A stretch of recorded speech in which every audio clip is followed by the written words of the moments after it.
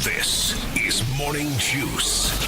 Sports, insight, and great storytelling. Starring Bobby Carpenter and Jeff Tito Thitoff. It's time to attack and dominate.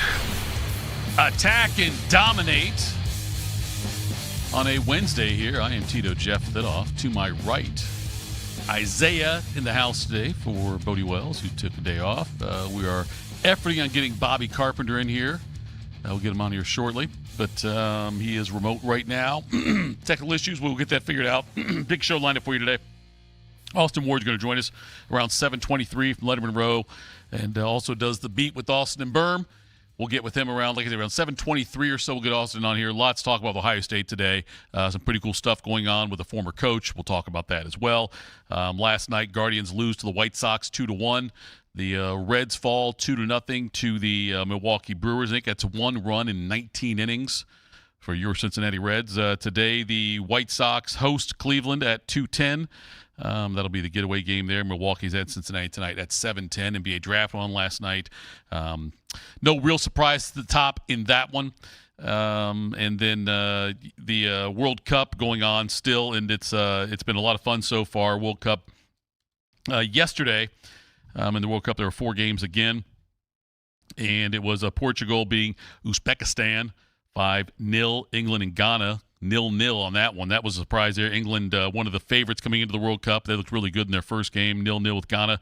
Croatia beats Panama 1-0, 1-0. Sorry, say it's soccer stuff right there, Isaiah. I got to get it going. In Colombia over Congo DR, 1-0 in that one as well. So today in the World Cup, the Bosnia takes on Qatar, Switzerland against Canada, Morocco against Haiti, Scotland against Brazil, Czechia against Mexico, South Africa, South Korea. We've got a 6-pack there of World Cup games today. U.S. tomorrow takes on Turkey. That'll be a 10 o'clock kick in that one out west. So other things going on, like I say, the NBA draft went on last night. Dalen Swain. Dalen Swain got picked, I believe, number 15 overall by the Chicago Bulls. He is an Afrocentric grad, Columbus Afrocentric here. I think he still might be their all-time leading scorer. Went on to play at Xavier and then followed Sean Miller over to Texas. But he went number 15 overall. It's kind of cool seeing a local kid there. We have much luck there with Bob, or not yet, Isaiah? We're getting there. I have good feelings that it will turn around soon. It will turn around soon. Okay, that's good. That's good on that one. But the other big news, and we'll talk about this a little more, but Jim Tressel gets an honor. We're going to play the video from that when Jim Tressel found out he was going to be honored by Ohio State in the stadium there, get his name up there. Does Bob want to send us this date in history, and we can do it without him so we can at least get that going? I've got it ready to rock and roll here. You got everything? I've got the list here. Let's do it. If you want to fire it up, we can start it without him, and then he can join us part way through. I see him there now. He's showing up on the screen. Oh, perfect. We've already got him. Let's see if he can hear us. Bob, can you hear us okay? Can't hear us yet. Okay, we will get that figured out then, and we'll fire that off there. But, yeah, Bobby's out. Looks like the same location was for out there on the East Coast with his lacrosse there for his children. So, we'll get Bobby set up there. We'll let him handle this date in history like he always does. The other news that came with there was the situation with Boston Celtics now. We'll talk about that with Giannis. The Giannis trade happens, and the Celtics, who have been dangling Jaylen Brown out there. Jaylen Brown came off a fantastic year there. Brad Stevens comes out and says he's a big part of our future. I don't know if they can mend that fence or not. Bob, you got us yet? No, not yet. Okay. Looks like he's frozen. May have lost him already. Anyway, why don't you go ahead and fire this date in history and knock it out? Time to get smarter. Morning Juice presents Today in History. Here's your professor, Bobby Carpenter. Isaiah. With Bobby coming in momentarily, hopefully. We'll kick it off with the first one here. Back in, I believe it was 1962. We're going back to Hopalong Cassidy debuting on NBC. Here he comes, here he comes. There's the trumpets, there's the drums. Here he comes. Hopalong Cassidy, here he comes. Ooh.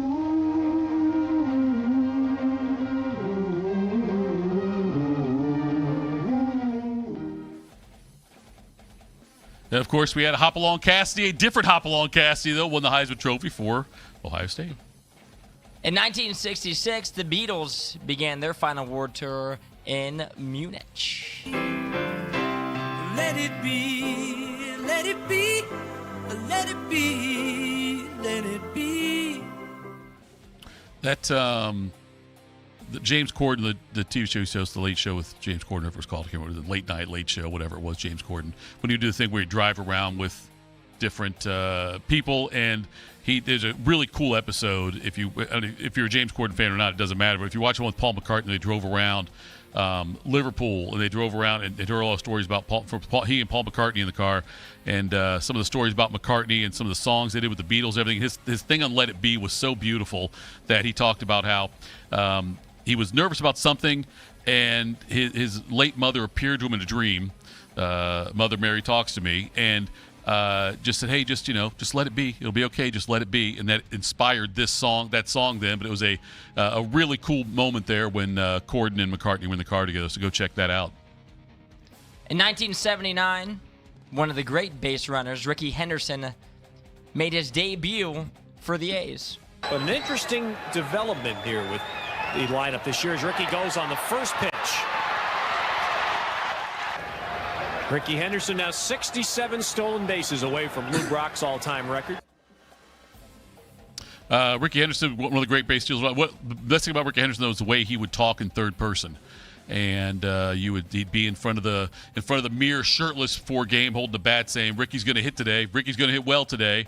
And the one time when he got he got $1 million check from the Oakland A's, and as part of his contract, and at the next year when they were doing all their audits, they were $1 million off somewhere. They couldn't figure out where it was. It turned out that Henderson never cashed the check. He took it and framed it and put it on his wall, a check for $1 million, so he could show that he was actually a millionaire.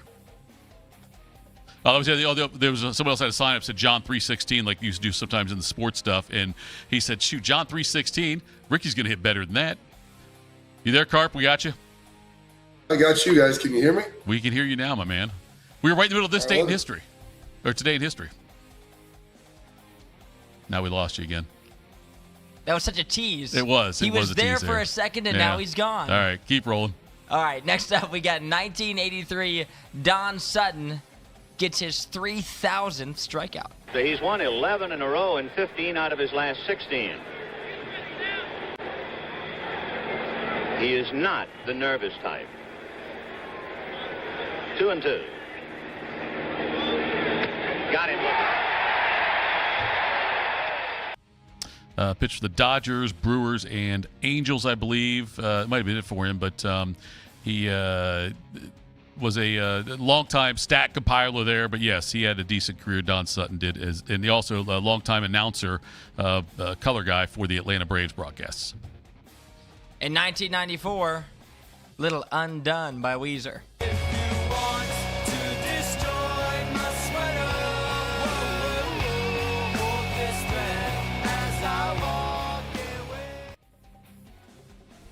Never a big Weezer guy. Really? Yeah, that's a different generation, I think. Generational thing. I like some Weezer. You're also half my age. Maybe that is a different generation, I guess. Yes.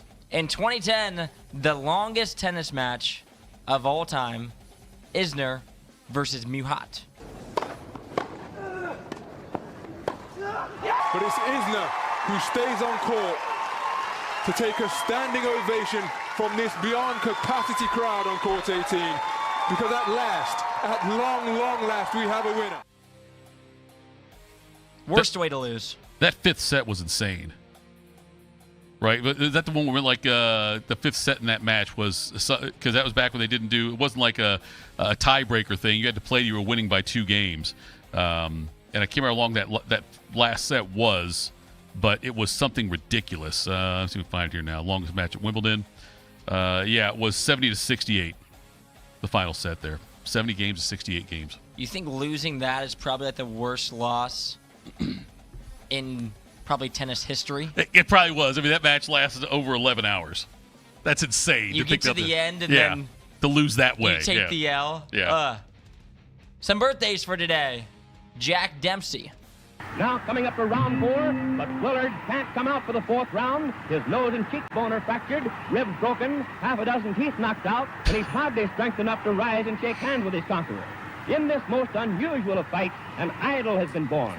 Dempsey the Mauler. Unusual every second of it. The Manasseh Mauler. He said half his teeth were knocked out, ribs broken. That might be a little bit of hyperbole there. I don't really think half the guy's teeth were knocked out. Next up, an old-time hooper, little Chuck Taylor. The All-Star gained popularity among athletes, but its true breakthrough came in 1921 when Chuck Taylor, a semi-professional basketball player, joined the company as a salesman and ambassador. Taylor's contributions to the shoe's design led to the shoe being renamed the Chuck Taylor All-Star in 1932.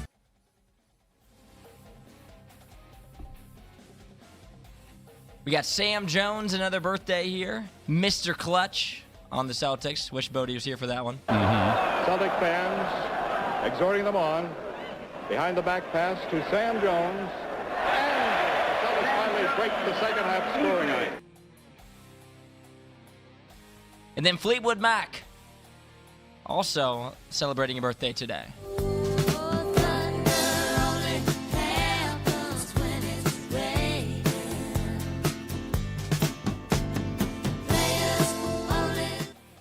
Fleetwood Mac, the band, this is their first, this is when they started.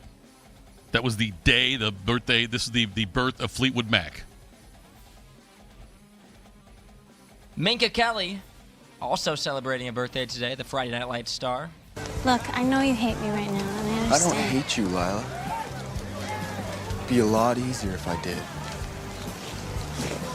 I don't know how to talk to you when you're like this. I mean, God, it's not even 7 o'clock and you can barely stand.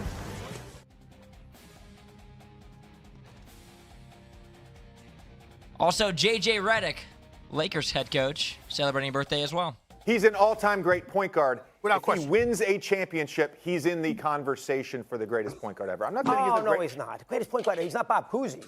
He's not Bob Cousy. Bob Cousy couldn't dribble with his left hand. Bob Cousy changed the game. Chris Paul didn't change the game. Bob Cousy won championships when there were 8 teams in the NBA and you had to win 2 playoff series. J.J. Redick fit that mold of hateable Duke white players. With Leitner, with Hurley, with who's the other guy I'm missing now that's in the NBA right now that kicked everybody? Oh, Grayson Allen. Grayson Allen, yeah. Steve Wojciechowski. Those guys, oh, man. Just hate white Duke players. Those are the ones that they're on the Mount Rushmore. Bobby, are you there now? Can we hear you? I got you guys. Can you hear me? We can hear you. Perfect. We're not going to hear what was going on there. By the way, this was the birthday of Mick Fleetwood, not Fleetwood Mac. Okay. Oh, yeah, that's my fault.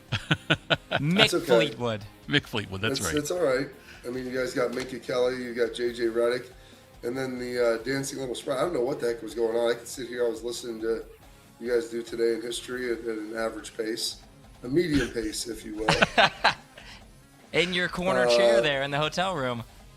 Yeah, just hanging out. It's been a beautiful, beautiful morning trying to figure out some of this tech stuff. My work laptop wouldn't turn on this morning. It was terrific. I ordered parts to get everything working today and had them all, and everything was good. And then, just ran into that little technical difficulty and was going to try to I'll tell you in a minute here. Turning 39 today, though. Scored 5 goals so far in this World Cup, Mr. Lionel Messi. All applauding whenever they slow down an Argentina attack. Here's Almada on the move for the world champions. Now Medina, pulled back here, lets it run. Messi! History in Dallas! 40 years to the day since Diego Maradona scored the hand of God. Lionel Messi scores the goal to make him the World Cup's all-time leading scorer. Wonderful moment. There we go. Wonderful moment. Messi is just lighting it on fire today. And then passing away today, this date 1908, Thitoff, Mr. Grover Cleveland. What number president was Grover Cleveland? Let's see here. He passed away in 08. I'm going to give him 18. Well, he had two shots at it because until the most recent election of Donald Trump, he was the only two-term non-consecutive president, both the 22nd and 24th president. So not terribly far off. I'll give you at least were in the strike zone. Some other stuff today that I didn't put in because there would be no sound for it. This day, 1922, the American Professional Football Association is renamed to the NFL. And then in this day, 1947, the first widely reported UFO sighting by Kenneth Arnold happens near Mount Rainier, Washington. So a lot of good stuff going on in this date in history, some holidays and observances. We've got the celebration of the Census Day. Museum Comes to Life Day. Maybe that's when Night at the Museum was truly born. And it's also Swim a Lap Day. In those historical events, your birthdays, your passings, your holidays, observances for this date, Wednesday, June 24th, the 175th day of the year, and $1.90 to go in this 2026. So before we go on, this is the beauty of the setup here that I've got going. My MacBook that I use a lot of times, for some reason, since I did the new Apple update, it doesn't like to always connect to Wi-Fi.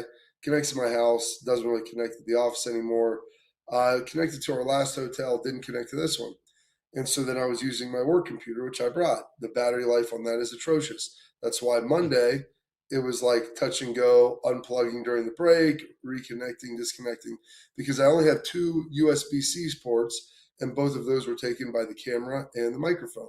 It's like Apollo 13 that day because you kept having to you had to preserve power. You had to turn it off while you do the one because you need another burst. Yes. It really was. And so I'm like, you know what? they call them dangles. I have two that are extenders in my house, but I didn't bring them with me because I didn't think I'd need to use. I brought my work computer in case of an emergency, but then I ended up having to use it. And I didn't realize that there was only two USB-C ports on there. So I ordered another one. Came in literally that day. I ordered it at like 8. It arrived by 11 or 12 on Monday. Had it. And then I went to go turn my work computer on this morning, and it was not doing anything. So I'm like, all right, I can go back to my MacBook. And instead of logging in through the hotel's Wi-Fi, I can connect it through my phone, which isn't, it works, but I was worried about the efficiency and lag and all that stuff because I paid for the enhanced internet here. And so I was going to go do that. And then thankfully, for some reason, my work laptop decided to turn on then. And after about 25 minutes, it was a mess. I had to go down to the car, get a charger. It's just a lot of stuff was going on. So I'm here. I don't know what Isaiah did to get me now you guys can hear me and see me because I was listening and hearing you guys during this. But yeah, now we're ready to go. All right. Well done as always, General. Whoop, there it is. You know who's saying whoop, there it is, Bob? Yeah, Slam. Tag Team was the name of the band. Sorry. Slam was good. Slam's the Onyx song. But whoop, there I would say tag team because you and Isaiah tag teamed the history segment. That's why I was going to do the whoop, there it is. I don't know. You were jumping in there with some moderately incorrect things that you were saying. Moderately incorrect? What did I say was incorrect? You said it was the birthday of Fleetwood Mac. No, that's what he said. And I did say that. He said that, and I just said, I didn't know it was maybe the start of the band. That's why I just said. I didn't know if that's what it meant. I mean, I do all the research on this. So, yeah, learning that Dempsey was the heavyweight champ from 1919 to 1926. He did have some nice Ricky Henderson color in there. Saying that Don Sutton was just an average compiler. I mean, he was the 8th guy to record 3,000 strikeouts. Yeah, but he pitched for a long, long time. I just think that you know why he did. You know why he did that? Because he's greedy and wanted money. I know they were paying him. I know. Well, yeah, I'm just saying he was never a top 5 pitcher in his career. Like look at each season, he was never a top 5 pitcher. I'm just saying it's why I think that he's got the stats of guys that were like top 10 pitchers, but never in his career that was like, oh wow, Don Sutton's pitching. It's must see TV or must listen to radio. I gotta, this. He was never that. That's all. I get it. But he was the 8th guy that could record 3,000 strikeouts at that time. So I would say that was fairly significant, even though he wasn't maybe as dominant as maybe some of his contemporaries were. Coming up next, we will stop talking about Brenden Sorsby soon, but we're going to do it next, though. We have to big news on this with the NFL and Sorsby. We'll do that next. This is Morning Juice. At QC Kinetics Columbus, patients find lasting joint pain relief. Regenerative treatments help repair damaged tissue. No surgery, downtime, or steroids. So after I got done playing football, I still like to work out, go do all of the activities that I love so much. And unfortunately, I started having a little bit of pain in my knee. That's when I went and saw my friends at QC Kinetics. We were able to go in there, get the consultation, get treated, and now my knees, well, they're as good as new. Call QC Kinetics today for your free consultation. Better starts here. What's the best way to make sure you don't miss any of your favorite fan shows? Oh no. Download the Fan app, silly. Ah, damn it, I knew that. App Store, Google Play, or just scream right at your phone. Psst, you can also listen to Buckeye games. Do it now. We have a desire and passion for great customer service. Every detail is important to us. From your first phone call to the end of the project, Newman is here to help you every step of the way. We're here to educate you so you understand what's happening with your roof. We're in your corner to help you be confident in your decision. After all, when your name is on it, it just means more. We are Newman. Since 1969, Germain Toyota of Columbus has been delivering an exceptional experience to Central Ohio drivers. Whether it's versatile SUVs, stylish trucks, or efficient hybrids, Germain Toyota has a great selection of new and pre-owned vehicles at customer-friendly rates, backed by 2 years of maintenance with Toyota Care and same-day service from our trusted team of technicians. Experience the difference with every drive at Germain Toyota of Columbus.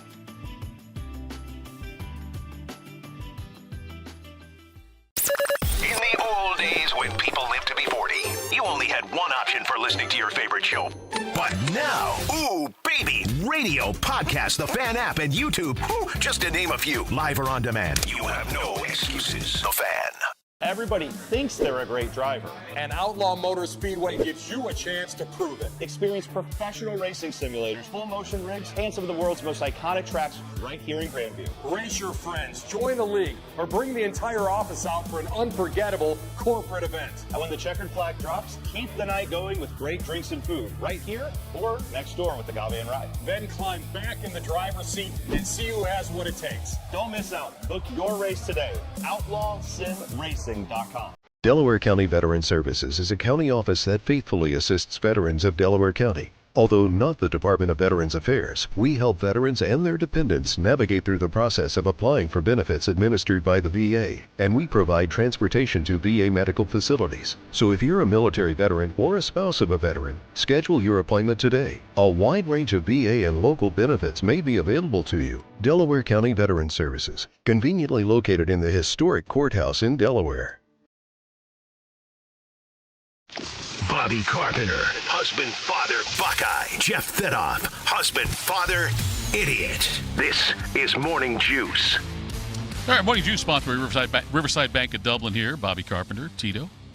Isaiah running things today with Bodie being out. Bob, the NFL announced yesterday they will not have a supplemental draft this season, meaning Brenden Sorsby, who had decided to leave Texas Tech to enter a supplemental draft, it is now not going to happen for him, meaning he can't do anything regarding the NFL until the 2027 draft. This feels to me, Bob, by the way, this is what the league told Sorsby in a letter that ESPN got. Your petition, filed 3 business days before the deadline without any supporting information or documentation, and only after abandoning your recent litigation efforts to avoid NCAA sanctions, does not provide a basis for the league to alter those plans and essentially do the supplemental draft. I'm surprised by this, and why? I'm surprised just because I did not think the NFL. I thought it was almost I figured it would just happen, that the fact that he wanted to be in supplemental draft, thought the NFL would let it happen. But this is their way of punishing him without punishing him, right? That's my point. Is like you thought it would just happen. I'm like, well, everybody thought that the NFL was just going to let this go through. And like, well, it happened in college. I'm like, there's one thing that the NFL has been incredibly consistent on, and it's been their punishments for any type of gambling infractions. They have been in bed with gambling for years in fantasy football. They understood that's why it's the most popular and most watched sport in all of the country. And when people are like, oh, he can just go to the NFL, I'm like, they might punish him. Well, maybe, maybe not. We can ask Breer about this tomorrow and dive in on it with him, because I'm sure he has some more color and insight into it than I necessarily even do. But they've been consistent upon this.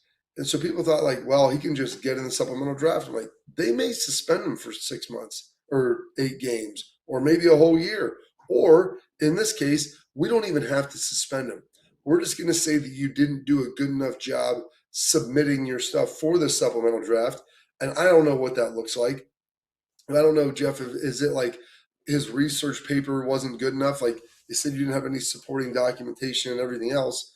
Well, I mean, the NCAA said I couldn't do it. And the thing is, his attorney is Jeffrey Kessler, who is incredibly tied in with the NFL and used to work during the lockout. I believe he was working with the players to get stuff. Like, he understands how this stuff works. And I'm just amazed that they didn't have a more thorough packet of, hey, this is why I need to be in the supplemental draft. This is what we were doing to try to stay eligible in college. They said I couldn't do it. I wasn't going to be able to win my litigation. And because of that, I need to be in the draft now. Now, why that is and why I couldn't do that, that should be largely irrelevant. But the NFL, man, like you said, they can do whatever they like. And they want to make sure that they look like they're coming down hard on the side of transparency and fairness. When I had said, Bob, that I was surprised, it's only because I don't remember ever the NFL like saying no supplemental draft for this reason to a player. I mean, Terrell Pryor went in the supplemental draft. Chris Carter went in the supplemental draft. He was taking money from an agent, and when he got ruled ineligible by Ohio State, he went in a supplemental draft. We've had Kosar's situation is different. He graduated early and was able to do it. There was nothing nefarious about that one. That's why I was just surprised that the NFL did it. But as I look at it now, it seems genius to me to do it this way, because now they don't have to punish him because they already did without punishing him. You know what I mean? Like, I think the fact that they just said, look, you're going to have to sit out now and wait a year. And I don't know what kind of options he's got. Maybe you mentioned about Breer tomorrow. Yeah, but I don't know. Could he go play like in the UFL if he wanted to UFL just ended, I guess. But could he go? Is there anything else? Like, what are his options now? So it was interesting because I talked to EJ Manuel about this on XM last week. He goes, if I was Brenden Sorsby, what I would do is I wouldn't go to the supplemental draft. He goes, I would go back to Texas Tech. I would take the punishment, not play for the year. And he goes, I would just work there and try to continue to get better, just practice with the team. He goes, that way everything dies down. You just go there, run scout team quarterback, and you kind of become anonymous for a year, continue to hone in on your skills and work. You're around guys. If you truly do have this gambling problem, you're not playing in games, so you have plenty of time to get all of the help and assistance that you need to continue on your wellness journey on that element of it. And then come next year, you'll be able to go play in the Senior Bowl. You'll be able to go to the Combine. You'll be able to have a more normal draft process as opposed to this expedited supplemental draft situation, which might have ended up being good for him, maybe not, but we're not even going to get a chance to see it now. I mean, I'm sure they're filing stuff to try to get this done in motions, but like the NFL, I don't know what legal levers he could pull with the NFL to force them to allow him to enter the supplemental draft. Like, I'm not sure exactly what he could say. Like, they're discriminating against me. Why? Because you gambled on sports. Like, you're not going to be able to find a favorable judge. This will all be in federal court or through an arbiter, which is largely what a lot of the NFL PA or NFL CBA says. So when you go through the CBA, like, they have their own process that's outside of the court system largely, and just through independent arbiters. So there's just a lot of different levers to this. And it's the NFL saying, like, we take money from gambling. And you looked at what happened with Calvin Ridley, I want to say. Yep. Yeah, Ridley was the one. Yeah. We lost him. Yeah, they suspended him for a year. Right. For betting on the NFL and that stuff. Like, they're not going to mess around with this. And so, like you said, Thitoff, this is their way of, quote, punishing him without maybe actually punishing him. So good for them. The letter that was sent to Sorsby and his agent said that Sorsby's petition does not demonstrate accountability for your conduct or indicate whether or how you would adhere to the league's rules and policies governing the integrity of competition. Instead, even after receiving notice of the NCAA's decision rescinding your college eligibility in May, you sought to avoid the consequences of that determination through litigation rather than accepting responsibility for your actions, and you pursued entry into the NFL only after abandoning those efforts.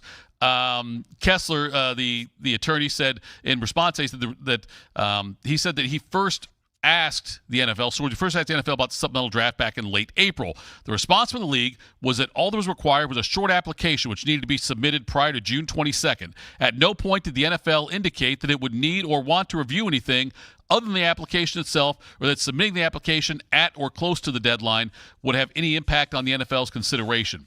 So a little back and forth on that one.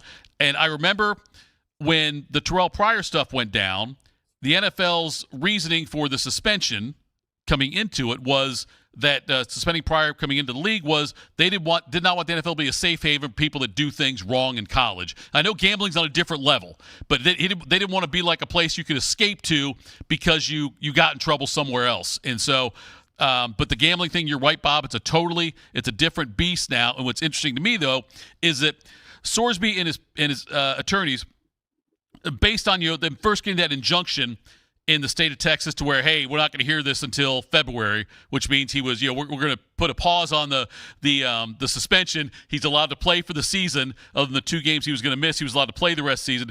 And Sorsby and his people were using the legal system to circumvent the punishment.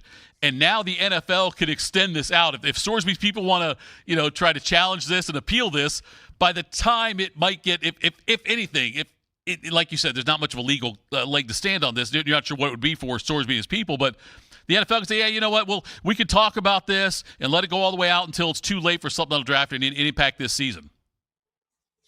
And yeah, that's the part of it. Like, you get into any type of, you're not forcing them to allow you to play like in college football. You're forcing them to allow you to get the ability to be drafted on a team. Like, he has no association with the league. This isn't like a current player suing the league or a guy who's playing in the NCAA suing somebody to allow him to play. This is for his entry and access. So it's a much different scenario with this. And yeah, they maybe just told him, yeah, it's a short process. That doesn't mean that we're going to allow you to do it. And to your point, like the safe haven, a lot of times guys running the supplemental draft, and Terrell Pryor is an example, because they broke the rules of amateurism. And that's how they had to get in there. Like even Chris Carter, like he signed with an agent, taking money from him. It's like, all right, well, you can do that in the NFL. You can do that if you're a professional. Can't do it if you're in quote amateur. So that's where that all kind of it stemmed from. But this is like a different grounds altogether. And I just had a very strong suspicion that the NFL was not going to go out of their way to help Brenden Sorsby because of what he was associated with, and the fact that like they would not want to be viewed as a league like the NBA right now. When you start looking at Chauncey Billups and everything that was going on there, they don't want to have guys who have ties to gambling that are part of the league. And that's why they have suspended the hell out of their current players. Now, the thing is, the current players are protected under the CBA and all of its blanket protections. Brenden Sorsby's not in the NFL. Like, he's suing to get into the club, not to allow him to play in the club. He's not even inside yet. And so I don't think that there's going to be a whole lot here that he can do. I would have to believe that many NFL owners and general managers are breathing a sigh of relief with this, because they don't have to, like, because if any team put a bid in on Sorsby in the supplemental draft, there was going to be there would be a certain stigma attached to that. There would be there would be a lot of questions about it. There would be questions about, this franchise must not really care if this guy gambles and stuff. There'd be a lot of scrutiny. Anybody that did it. Now they don't have to do it. They don't have to do this right now, and they can wait till the next draft. Only comes at the beginning. If you end up playing well enough, nobody cares. Tyreek Hill punched his pregnant girlfriend in the stomach, for heaven's sake. Like, he had multiple issues. But you know what happened, Thitoff? He could play, he could run really fast and catch touchdowns. So everybody then justified it after he played really well in the league. But that's why he was a 4th-round pick and not a 1st-round pick. At some point, there is value. There would have been multiple teams that would have put bids in for Sorsby. Sure. Bids, maybe. Would they have been 2nd, 3rd, 4th? Like, at some point, people start looking around, and it's like the Shadur Sanders situation. The reasons are far different. But at some point, the distraction in the off the field, whatever that is, and there's a lot of different buckets that you can dump stuff into, and some far more serious than others as far as the human society and existence. But there is then value for what it comes to ultimately being able to, quote, win, because that's what everybody wants to do, at least most teams. So there would have been someone that would have, and I don't know that they're breathing a sigh of relief. There's somebody that probably saying, hey, I wish I would have been able, I think, with all this, we could get him on the cheap. We could have got him for a 3rd-round pick and could have seen what he did this year. And if he didn't pan out, we can always draft a quarterback next year.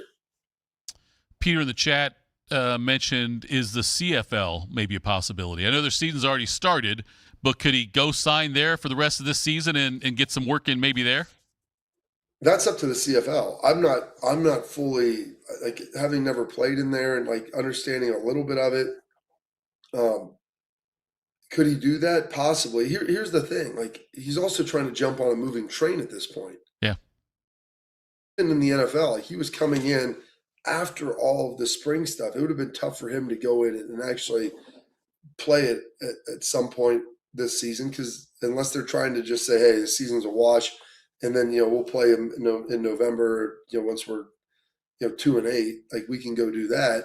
But as far as the CFL, I'm not certain. I mean, that's a league decision that they have to make. And I don't know that they would be any easier on the gambling than the NFL.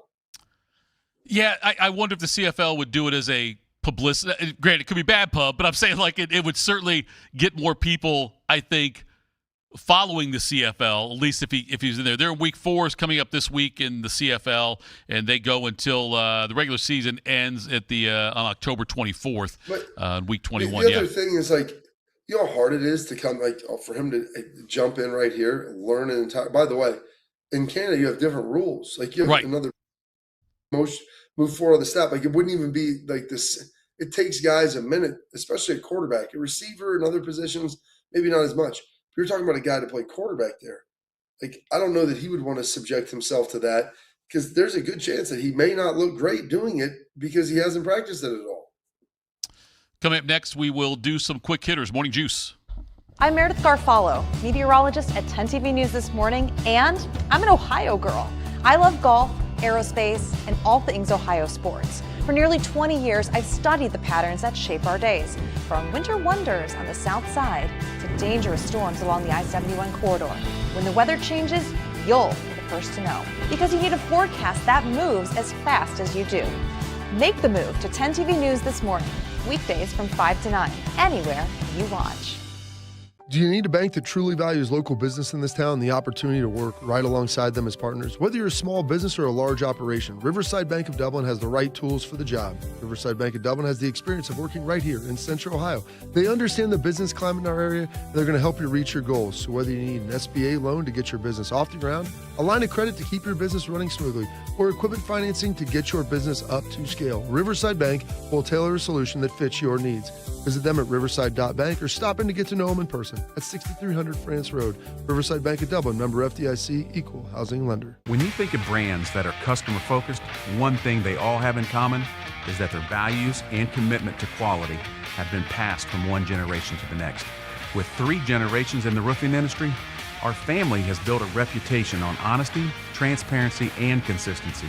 Our commitment to the customer will show through all of our team members as they make sure that every customer is completely satisfied. When it comes to your roofing needs, work with a company built around family. Call Newman Roofing today. Delaware County Veteran Services is a county office that faithfully assists veterans of Delaware County. Although not the Department of Veterans Affairs, we help veterans and their dependents navigate through the process of applying for benefits administered by the VA, and we provide transportation to VA medical facilities. So if you're a military veteran or a spouse of a veteran, schedule your appointment today. A wide range of VA and local benefits may be available to you. Delaware County Veteran Services, conveniently located in the historic courthouse in Delaware. In a world of one-click shopping and instant delivery, shouldn't your broken AC get the same speedy service? At the Waterworks and Header Heating and Cooling, easy breezy cooling solutions hit your doorstep in an instant. It's the best kind of delivery, from first click to final fix. We deliver results in record time every time. Schedule your visit online. The Waterworks and Header, together to serve you better. At QC Kinetics Columbus, patients find lasting joint pain relief. Regenerative treatments help repair damaged tissue. No surgery, downtime, or steroids. Knee pain's something I lived with since the big game, and I'm all over surgeries. That's how I found QC Kinetics. I was able to get in, see the doctors, do the treatment, and get my knee feeling basically brand new. I can work out, run, most importantly, chase my son around the house and the yard, and do my job without any pain. Call QC Kinetics today for your free consultation. Better starts here. Attack and dominate. You're locked into Morning Juice. Sponsored by Riverside Bank of Dublin. Here's Bobby and Tito. All right, Bobby, Tito, Isaiah. There's a few Ohio boys here. Why don't you do, let's do some quick hitters there, Isaiah. Morning Juice presents Quick Hitters. All right, we'll start it off here. The 5 for 5 rule for student athletes now officially going into place. 4 seasons of competition to use within a 5-year window that starts when they first enroll full-time in college. Bobby, if you're Ohio State, when I first read this, I feel like this is a rule that wouldn't apply to them much because how often are impact players for Ohio State staying 5 years? I know that there's exceptions. Does this feel like a rule that helps or hurts Ohio State? It's a really good question, Isaiah, and it's a good slant on it because you always want to bring it back to being hyper-local, and how does that impact the Buckeyes? Well, here's the thing I would say with this is, everybody looks at Jeremiah Smith or Julian Sand or, Sonny Styles, Arvell Reese. Well, the reality is that those are, positions, well, especially receiver, quarterback, where guys can come in and play early. And you see a lot of guys leave after 3 years. You start looking at some other positions like offensive linemen, guys coming in, like making certain that they have that 5th year. You could play a guy now as a freshman and play him in some games, and you don't burn that whole year. A lot of the offensive linemen Ohio State are taking, they get some big-time guys, but they've taken a lot of Ohio guys and they put them on a developmental track. And we're not really expecting you to play until your 3rd year as a consistent starter, but now we can play you earlier. So I don't think that it's going to be some negative for Ohio State. And also the 5 for 5, like that allows you to get some veteran guys in the transfer portal and not necessarily have to worry about their eligibility and where they're at. And so you can always bring in some older guys that way, but it is going to allow you to maybe develop some of your own guys at a more medium pace and a little bit slower, and still get them in games and keep them engaged. And that way they get a full 5 years to play on the field. And one of the goals, too, of this, Bob, is they want to eliminate red shirts and the medical waiver thing. And, that's it. You got 5, play 5, what you've got, and that's it. And it also now will allow us not have to worry anymore about, does this game count as one against the red shirt? How many games? And then does the bowl game, all that kind of stuff? They were expanding. It used to be if you had played in after the 4th game, you couldn't redshirt anymore. If you played before that and you got hurt, you could redshirt. After that, you had to apply for a medical waiver and all these different things. Then they changed it to just 4 games throughout the season. Well, then most recently, they have changed it to where it was like 8 games plus the bowl games and postseason play did not count. So I'm like, okay, so now we're playing in like 2/3 of the games. Maybe it was 9. I don't know. It was a ridiculous number and very arbitrary. And then it's like, but then if you also get to play in your conference championship game and in the playoffs. So I'm like, if you team plays 14 games, you just can't play in 4 of them, basically. Right. Like, that doesn't make any sense at all. And what also, when they did that, they put it in there because people were shutting it down, and they may have been like a part-time player. I say part-time, like maybe they played 30% of the snaps. But there were guys, and this was happening at a lot of schools, probably the local one included, where guys are saying, okay, well, I don't want to burn this year.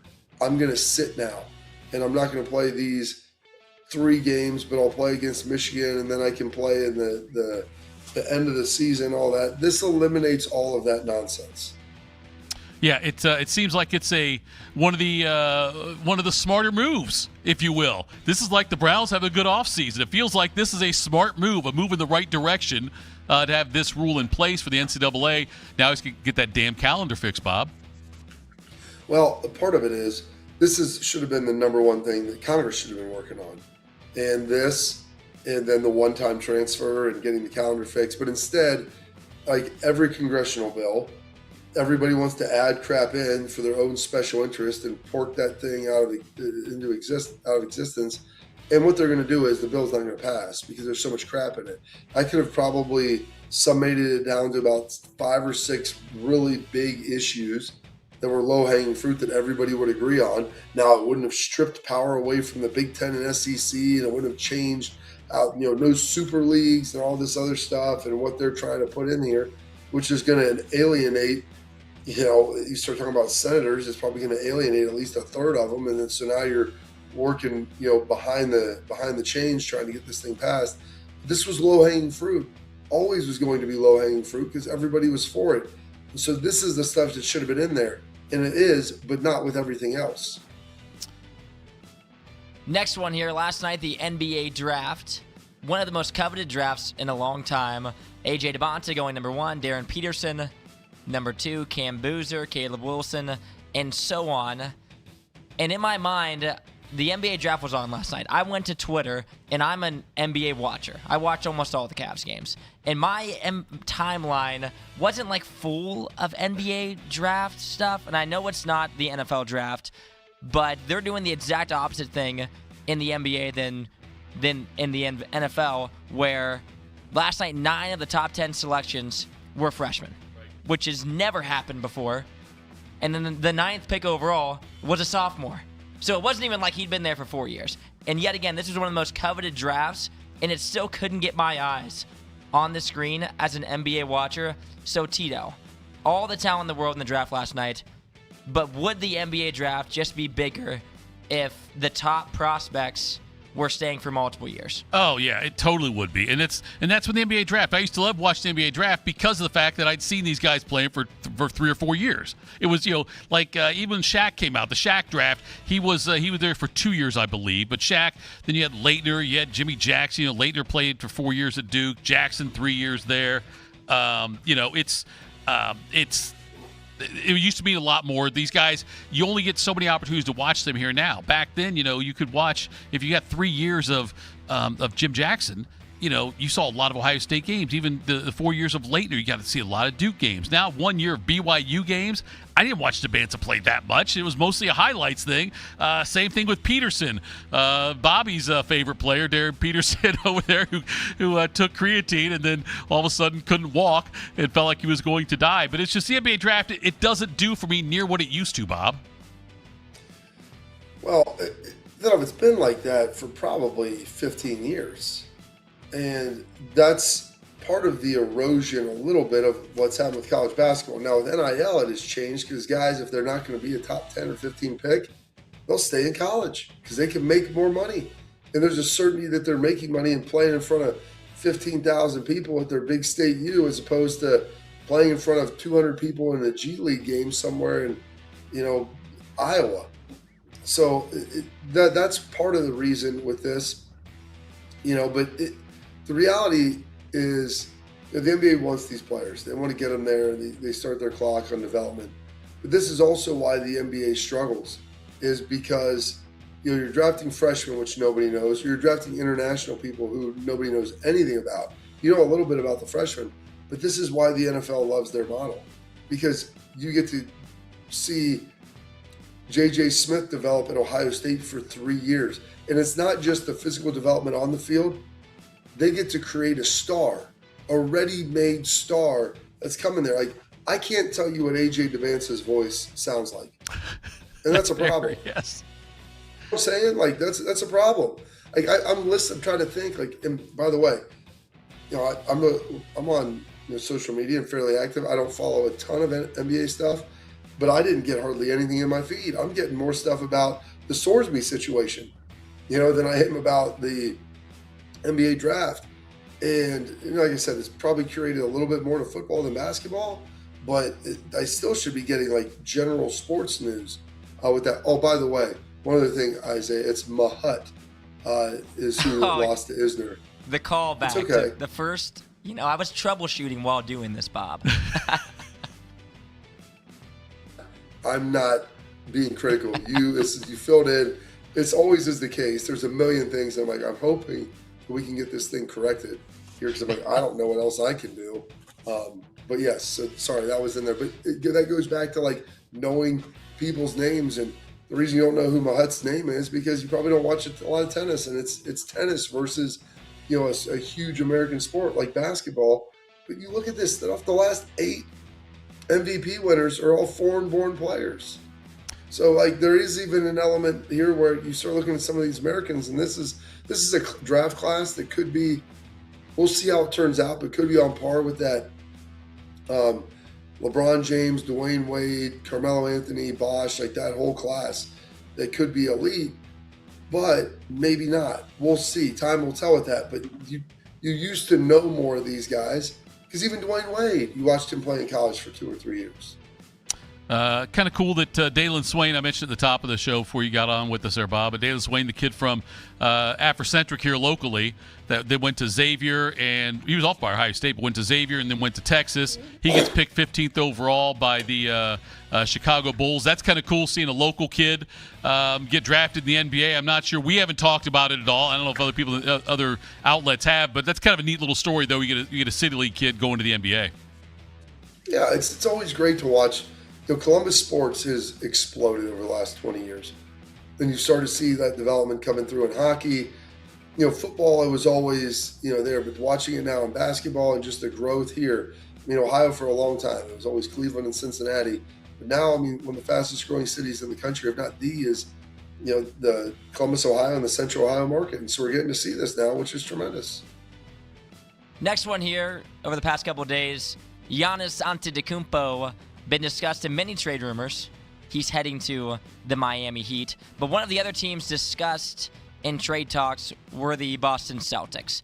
And it was even dangled out there that they were willing to trade Jaylen Brown for Giannis. Obviously, that not coming to fruition for the Celtics. But Bobby, when players are discussed like this in trades and then they don't get traded and have to go back and play for their team, is that difficult for like them in the locker room, or like for Jaylen to go back and want to play this season knowing that he was in trade talks, or do they just go out and play ball and do what they do? No. It's really a great question, Isaiah. It comes down to like your level of pride as a human being. Max Crosby was traded, and then they sent him back because he failed a physical. How do you think Max Crosby felt about going back to the Raiders? He's like, hey, this is what it is. I'm all in. I'm a Raider now, even though the team that you were with, you knew that they were trying to move on from you. And there's different reasons. It's not that they don't think Jaylen Brown's a good player. It's, Giannis may give him something different, and, he's a better player, higher level guy. I don't know. But it'll be up to him of how he wants to handle that. You can't put the genie back in the bottle and, go play nice and say it's all good now, because it's really not. But it's a chance, like, we were looking at trading you, and ultimately didn't go through. Let's go make the most of it, make the best of it moving forward. But the question then you always have is, are they always trying to trade me? Are they always putting me in trade talks? Is Tatum the guy that they value more than me and all these different things. And those issues can't surface. But you see, Bob, how they how the relationship is going forward, because Brad Stevens came out and said, yeah, he's a big part of our team still, we want him here and all these things, but I gotta believe there's still trade talks going on with other teams, because I don't know, this feels like it's something to be tough to mend. And it's easy for me to sit here and say, oh yeah, dude, you're getting paid a lot of money, just go do it. But he might feel a little scorned by all of this and the way it's transpired, because he is coming off his best season. He did carry this team while Tatum was out. He finished, I think, in the top 5, if I'm not mistaken, in the MVP, maybe 6 in the MVP voting. But it was his best season, and he's a damn good player still. And it's not like he's 32 years old or going to be 32 like Giannis. He's a couple years younger than Giannis. He's still got a lot of good basketball left in him. The Hawks want him. I think the Clippers want him as well. There's other teams that want him. To your point, like, he carried the team this year with Tatum, with him being injured, and played really well. And they far exceeded their expectations. They dumped off everybody and still were in a position at the end of the season, top 4 seed, had a chance to move forward, and Tatum came back, and, he was battling, to play out there. But the reality is, too, you'll want a championship with those two guys as your leads. And you're already looking to move off of it, not because of anything that happened with Jaylen Brown, but because Tatum blew his Achilles. And so, like, if that's the other piece of this, it's like, why are you trying to break us up right now? We were really stinking good. Let's just try to add and grow to this, not change what's going on. So there's probably some questions he has inherently and internally as well. Bob, I am not going to get Isaiah's vote for Employee of the Quarter, just so you know, because the way this setup is now is that every time I talk, it mutes, like it'll mute you, and then he's got to press a button to put you back on. So if you're in the middle of a conversation, middle of a point, and I go, yep, or I like to make a noise or even laugh or something, it will mute you for a moment unless Isaiah is quick on the button there. So now I'm trying not to do it, but I've already done it like 30 times since I was trying not to do it.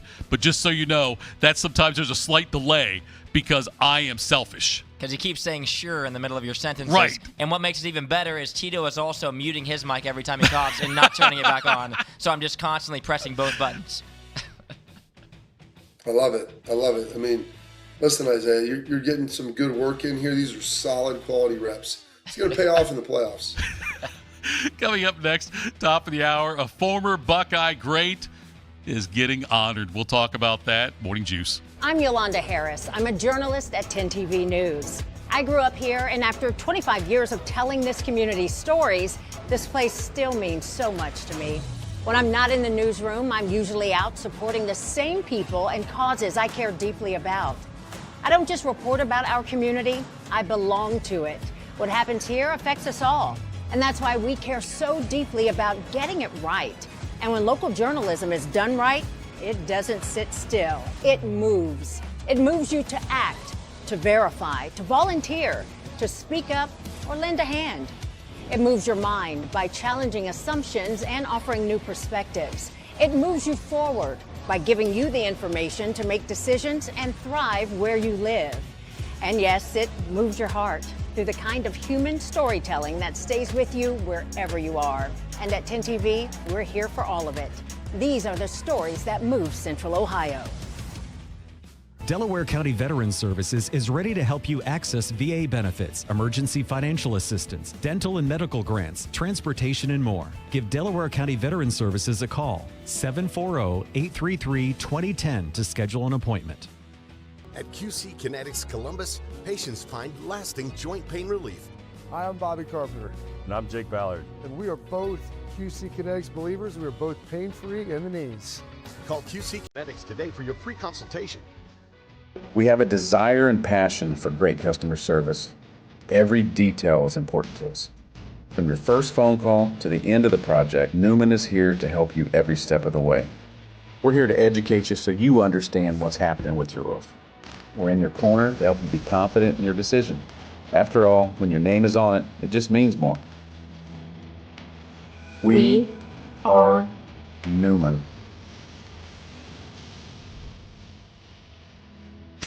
In the old days, when people lived to be 40, you only had one option for listening to your favorite show. But now, ooh, baby, radio, podcast, the Fan app, and YouTube. Whew, just to name a few. Live or on demand. You have no excuses. The Fan. Since 1969, Germain Toyota of Columbus has been delivering an exceptional experience to Central Ohio drivers. Whether it's versatile SUVs, stylish trucks, or efficient hybrids, Germain Toyota has a great selection of new and pre-owned vehicles at customer-friendly rates, backed by 2 years of maintenance with Toyota Care and same-day service from our trusted team of technicians. Experience the difference with every drive at Germain Toyota of Columbus.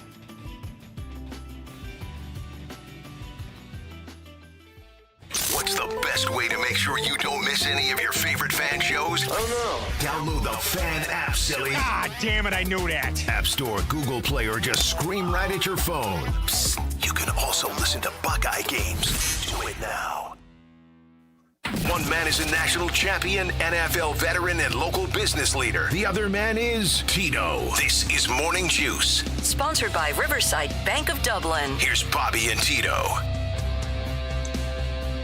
Being a bank that truly values local business in this town, the opportunity to work alongside with its partners, whether you're a small business or a large operation, Riverside Bank of Dublin has the right tools for the job. Riverside Bank of Dublin, they've got the experience of working right here locally in Central Ohio. They understand the business climate in our area. They're going to help you reach your goals. So whether it's an SBA loan to get your business off the ground, a line of credit to keep your business running smoothly, or equipment financing to get your business up to scale, Riverside Bank of Dublin has a solution that will fit your needs. Visit them at riverside.bank or stop in to get to know them at 6300 France Road. Riverside Bank of Dublin, member FDIC, equal housing lender. Former Ohio State head coach, your former head coach, Bob, Jim Tressel, is going to be enshrined in the Ohio Stadium Ring of Honor on September 5th when Ohio State opens up against Ball State. We're going to play this audio now that Isaiah cut up for me. Another reason why. Go ahead. The Ring of Honor, is that what did they call it that, or is that your term? That's what the release says. It was Ohio Stadium Ring of Honor is what it says on the ESPN article about this. It's interesting because I've never heard it referred to as that. Ring of Honor is always what the Cowboys have, right? Well, there's a lot of teams that do that, but they call it that. Right. But I've never heard Ohio State refer to the names or numbers that are enshrined inside the stadium as quote the Ring of Honor. I'm going to check. I saw it at a couple of different places where it was quoted out like that as the Ring of Honor. Yeah, even 11 Warriors says Ohio State announced Tuesday Tressel will be enshrined in the Ohio Stadium Ring of Honor. And that's fine. And I'm not saying that it's inaccurate, and I'm not saying that it's not correct in the release, but I've never heard them refer to the names in the stadium as such. And they haven't, go ahead. Did you ever hear it called something else then or not? No, I never heard it called anything. They're just going to retire their name, retire their number, or hang it up inside. I've never heard it called the Ring of Honor with that. But I'm not saying that I'm against the name. I just didn't realize that that's what we were referring to it as. So we're going to play this sound. It's a few minutes long, but you're going to hear Tress, you're going to hear Ross Bjork, you're going to hear Ryan Day as well. So this is how Tressel was surprised. He was surprised yesterday to be told about this honor, and here's the audio from that. Some special recognition. He's almighty. We're going to surprise the heck out of you. What are you doing? What are you doing? Congratulations. I know it's very hard to surprise the lieutenant governor. There's lots of security detail that we had to go through. We had to go through the boss here to make sure that we could get you here on this special day. You mean so much to the university. We wanted to honor you in a special way and commemorate your legacy here at Ohio State. It's one of the things that our team is talking about is legacy. And when I think about Coach Tressel, I think about legacy. Legacy is leaving something better than you found it, and then the impact that you make while you're here. You left this university, you left this program in a better place than you found it, the impact that you've had on so many people. And I just think every day that if I could have the impact, just maybe half of the impact that you've made on so many people. I hear so many stories, and you guys have shared them with me. It helps me because can you believe that when Coach Tressel met me, he knew my uncle, he knew my brother, he knew my wife, he knew my sister, he knew my birthday of my grandmother. I remember when Coach Tressel would take me in my office and sit down and talk to me for half an hour, asking me about my family. It checks me. I just want to thank you, but I also want to thank you for what you've done for the football program. what you've done for the university and what you're doing for the state. It means a lot. So we appreciate you and love you. So thank you. Thanks, man. Appreciate you. Appreciate it. So, Coach, there's only two coaches that are permanently recognized inside Ohio Stadium. Paul Brown on the west side, Coach Hayes on the east side. And again, based on your legacy, based on the impact of these men that sit in this room among thousands of other young men that you coached here in the state of Ohio, but especially here at Ohio State, the university is so proud to honor you with permanent signage. Let's go. Wow. Pretty cool. Wow. Wow. Thank you guys. That's you guys. I know you thought you were recording another video. Yeah, right. Obviously, we'd love for you to say. Wow. You know, my dad came here in 1943 as a freshman for Paul Brown. And he went away to war and he never got back. And so to have my name up there, it's really his name. And it's all about the players. It's all about the team. And I know we used to have long meetings, but I'm speechless, right? Did we surprise you? You surprised me. Wow, crazy. You deserve it. Wow, and I appreciate you. Thank you. Thank you very much. I'm not going to say it, Bob, but I see it. You're ridiculous. No, I'm just saying, You Bob. really are. You can tell what I think. It's really cool how much that moved you. Yeah, I don't care. Dude, it's great. You have eyes. Congratulations. It's great to see that because I've watched, Tress got to know him over the last 25 years, and to see the things that he's done and to be a part of that. I ran into Ross Bjork out at the memorial on Friday and talked to him, and he was saying, we're going to do something special for Tress. It's going to be a surprise. We want to get a lot of his guys back at the stadium. It's going to be something pretty big.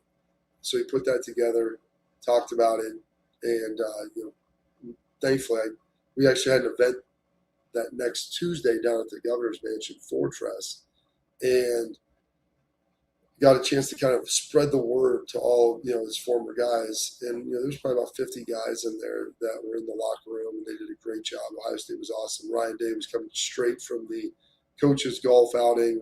James Laurinaitis came straight over from that. There's a couple guys that bailed early to get over there, and I was over that. And to be a part of it, to see that, there's so few names that are inside of that stadium, and it's changed a little bit with NIL and branding and some of the things that they're doing, but there's not many names, and he's incredibly deserving. He won a national championship here. 9-1 against Michigan, played for 2 other national titles. The amount of young men that he has developed, and you heard Ryan hit on that. And I think Ryan has done a really good job of getting a chance to connect with Tress. And, Tress is not one that gives a lot of advice, and especially to somebody sitting in that position. Because when you've sat in that position, it's like being the president of the United States, for heaven's sake. You're about the most important person in the state of Ohio, and everybody wants to tell you how to do your job. So the last person that you want to try to do that is if you've been that coach. You've had to sit in there, but to watch the connection that they have, to see how Ryan has utilized him and leveraged his experience in building the team and the culture. And I've heard Tress tell that story about his father before, and it's usually, it's one out of great deference where he doesn't really know what else to say, and he's not great at taking honors and awards. And so he talks about his dad going to Ohio State and never getting a chance to come back. And to see him there, that's as close as you're going to get to watching Jim Tressel crack while he's speaking. Not much else to say. Has any coach, Bob, and we'll take your dad out of the equation. Has any coach that you've had in your life had even close to the impact that Tressel has? I had coaches in high school that did a great job. Even outside of my dad, that I'd be around and I'd work with. The unique thing about college, Mark D'Antonio was, critical of my development as a player and as a man. Luke Fickell was kind of the same. Tress cultivated that environment. So he's also part of that, even those relationships as well. But that's one of the things that always set Tress apart is he didn't just care about developing you as a player. He was more concerned about developing you as a person. And as a 18, 19, 20-year-old, you don't always get that. And a lot of things you do are a waste of time. They don't feel good. So I'd rather be out, hanging with my friends, going to parties, trying to find the future Mrs. Carpenter. I don't know. And we're doing this stuff and putting down goal sheets of things you want to do and things you want to be a part of, family goals, career aspirations, spiritual goals, all of these different things, educational goals, stuff that, I had kind of glossed over and touched on throughout my existence, but never really leaned into. And for him to kind of force you to do that and go through those processes, and then for him to send us that stuff back and looking at it 20 years later and to see some of the things like, man, when you write your goals down, you have a significantly greater chance of achieving them. And to look at some of the things that I had put down with him that I had achieved that I had completely even forgot about, that I didn't even know that existed anymore. And so he was a part of that development.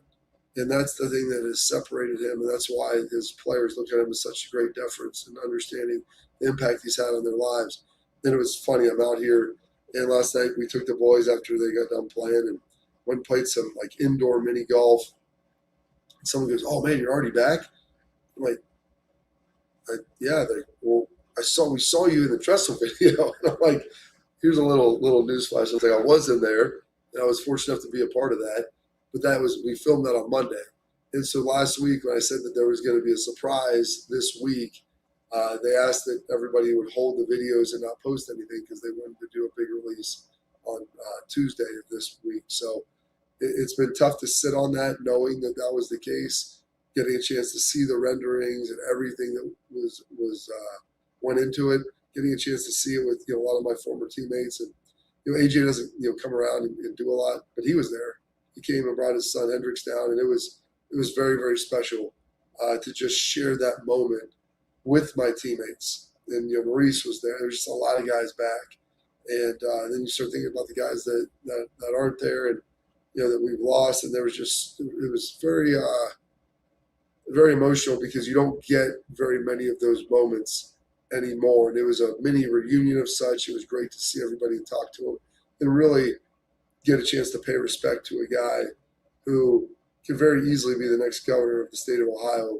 But I'm more glad that he is retiring so that he can be our coach again and we can have access to him and don't have to share him with the rest of the state.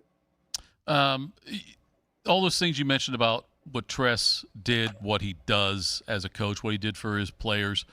And I get a lot of the same vibes from Ryan Day as far as a coach who really cares about the development of the players, not only on the field but off the field. That's my outside looking in. I don't have the kind of connections you do within the program, but that's my view as just outside looking in. And I'm curious if you feel the same way about that there's a lot of Tressel in Day, and when you've talked to other former players, former coaches, have been around coaches and things like that from other programs, is what Tress does wholly unique as far as the way that he approached the position and the way that he cared about his players? I don't know too many other college coaches who haven't been in the Tressel tree. Guys that coached for Tress use a lot of what Tress did. Guys outside of that, I'm not sure. I haven't really seen a whole lot of evidence to that. Ryan is much more, I think, closer to Tress than Urban with how he operates. And one of the things is they talk, we need leaders. We need leaders. We need leaders to step up. And that was one of the things as a head coach. How do you find your leaders? And I think this is the thing with Tress, and Ryan probably had sat down, and I'm just probably making some general assumptions, and knowing Tress for a quarter century and Ryan for the last decade. And Ryan's probably like, we need to find our leaders. We just need guys, our guys need to step up. And so Tressel thinks, well, guys can step up, but have we tried to develop leaders? What do you mean? Well, there's things that we can do to put them out in the off season and to work through things. And, whether it's reading a book and guys presenting on it and talking it, or having these different groups and having guys lead, and, there's accountability with that.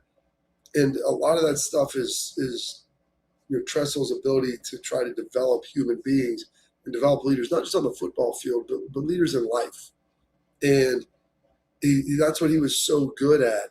And I see a lot of those things, especially, since Tress retired from Youngstown State and was back, I could start to see some of those things percolate through the program. And knowing that they were having conversations, I'm like, well, some of this probably stemmed from this, and some of this probably stemmed from that. And that's the beauty of Ryan too, is there's a lot of people that when you become a certain status in life, you don't feel like you need to listen to anybody anymore because you're here because you got here and you know it all. And this is a true characteristic of both of those guys, is that they're willing to keep learning and evolving and always wanting to challenge themselves. And so, Ryan doesn't have to listen to a damn thing Tress says. But great people, the best leaders and the smartest people I've been around, they don't have all the answers. They know where to find them. And they have enough humility in life to understand that someone may have an idea that's really good that they didn't think of, and you can use it. And so to watch that relationship grow and blossom and to see where the program is at now, not just as a talent perspective and, it results on the field, but a lot of that is the results on the field. Yes, we're driven by great players, but B, also driven by the development of those great players as great people, which is something that's awesome to watch. I don't think it can be overstated how important of a hire it was, how important it is they nailed the hire of Jim Tressel, even though at the time, Bob, as I've told you before, I was like, no, hire Glenn Mason. Who's this Tressel guy? Hire Glenn Mason. That's the one you should hire, which is why I don't get consulted, I don't think, by Ohio State. That's one of the many reasons. But one of the biggest what-ifs for me, though, is what if he could have continued coaching Ohio State? Like all the stuff that happened, it's like it didn't. He ends up not leaving Ohio State. How much longer do you think he would have coached at Ohio State? 2010, I would have said he coached for 3 more years, probably. Okay. Discussion with him, literally that offseason, maybe the offseason before. Because I asked him, it's like, how much longer are you going to do this? You're starting to. He was getting there, and he's 73 now, 74, I want to say. And so it's 2026. So I think he said he was going to coach to 62 or 63. It was however many years he had left on his contract, and that would have taken him to probably 2012, 2013. And so he was let go after the 2010 situation happened. But I don't think he ever viewed, and he had told me explicitly this. He's like, I'm not going to be a guy who's still coaching here, at 75 years old. He was never going to be Paterno or Bowden. And I think part of that is the fact that he loves to impact people and impact people in different ways. And so as great a job it is being the head coach at Ohio State, I think he felt that there was a bigger calling and some other things that he could do that would have just as big an impact. And you look at what he has done from being, vice president at Akron and them not hiring him, which was probably the biggest mistake they made, to then him running Youngstown and doing a great job with Youngstown State, to ultimately becoming lieutenant governor and doing performing some unbelievable initiatives and getting the weight of the state and all of Ohio State Nation, Buckeye Nation behind him to help push some of that stuff forward. Not many things in sports are where everyone's 100% in favor of it. I mean, Mario Rivera is the only player to get the 100% of the votes for the Baseball Hall of Fame. I've got to believe Buckeye fans 100% are in favor of this happening with Tress. I mean, it's just he is the most the time that he was hired, the day he went over there to the shot and talked about being proud of the team, 315 days, whatever the number was, up in Ann Arbor, and then pulling it off, backing it up, and doing what he did. I can't see anybody ever of sound mind saying, they shouldn't do this. Well, and that's, everybody was getting super critical on Ross Bjork for the things that he was, he puts out the survey and like, this stuff doesn't matter. It's like, we need a new scoreboard. We need new turf. Hey, poof, David Copperfield. Those were coming anyway. All right. Those things were going to get, that was already in the works and in place. And I told Ross, I was like, dude, this is low hanging fruit right here, buddy. Like everybody loves this. No one is going to be against this. And that's you're not going to be able to find anyone that's saying that's not a good idea. He's undeserving. He is not worthy of this. Like, we don't have to wait till people are dead to posthumously honor them anymore. Like, let's let people enjoy it a little bit while they're alive, and to bring them in, to let them see that honor, not just their widowed wife or their kids or whatever it is. But this is low hanging fruit. Everybody, I think, in Buckeye Nation is behind this. If not, it's 98%, 99%. And so go get some wins, stack up some wins. They're going to unveil this during Ball State. So not only is Ball State the opening game, now you got a reason, like, people are going to want to be there for that. Like, I was thinking, like, is that a game that I'm going to want to be at? Well, now it is. I'm going to want to watch them drop that curtain. And to see the reaction of 100,000 people, as Jim Tressel, his trust put it, like, his last name, the name of his father as well, is going to be permanently enshrined in, the greatest college football cathedral in America. I did find it interesting. It wasn't part in the video there, but I know they made the announcement that he's actually going to skydive into the stadium that day, which I find that interesting. I think it's kind of overkill, but I think it's kind of cool. He's going to jump out of a plane though and head in, land right there in the 50 before he gets the unveiled. Maybe he'll just ride that zip line that Brutus did out of the bell tower. That's another idea there, too. See, now, Bob, now we're getting somewhere. Coming up next, and Bob, thanks for your candor in that. And talk about Jim Tressel. I know he had a big impact and continues to have a big impact on your life, and a well-deserved honor for him, for Coach Tress. Coming up next, Austin Ward's going to join us. Morning Juice. Do you need a bank that truly values local business in this town and the opportunity to work right alongside them as partners? Whether you're a small business or a large operation, Riverside Bank of Dublin has the right tools for the job. Riverside Bank of Dublin has the experience of working right here in Central Ohio. They understand the business climate in our area, and they're going to help you reach your goals. So whether you need an SBA loan to get your business off the ground, a line of credit to keep your business running smoothly, or equipment financing to get your business up to scale, Riverside Bank will tailor a solution that fits your needs. Visit them at riverside.bank or stop in to get to know them in person at 6300 France Road. Riverside Bank of Dublin, member FDIC, equal housing lender. I'm Brianna Albizu, traffic anchor for 10 TV News this morning. Columbus is quickly becoming my home, and this community has welcomed me with open arms. My mission is simple: to help you get to where you're going quickly and safely. Whether it's helping you beat the slowdown on 270 or giving you detours around major construction, we've got you covered. Because when your morning's on the move, so are we. Make the move to 10 TV News this morning, weekdays from 5 to 9, anywhere you watch. When you think of brands that are customer-focused, one thing they all have in common is that their values and commitment to quality have been passed from one generation to the next. With 3 generations in the roofing industry, our family has built a reputation on honesty, transparency, and consistency. Our commitment to the customer will show through all of our team members as they make sure that every customer is completely satisfied. When it comes to your roofing needs, work with a company built around family. Call Newman Roofing today. Since 1969, Germain Toyota of Columbus has been delivering an exceptional experience to Central Ohio drivers. Whether it's versatile SUVs, stylish trucks, or efficient hybrids, Germain Toyota has a great selection of new and pre-owned vehicles at customer-friendly rates, backed by 2 years of maintenance with Toyota Care and same-day service from our trusted team of technicians. Experience the difference with every drive at Germain Toyota of Columbus.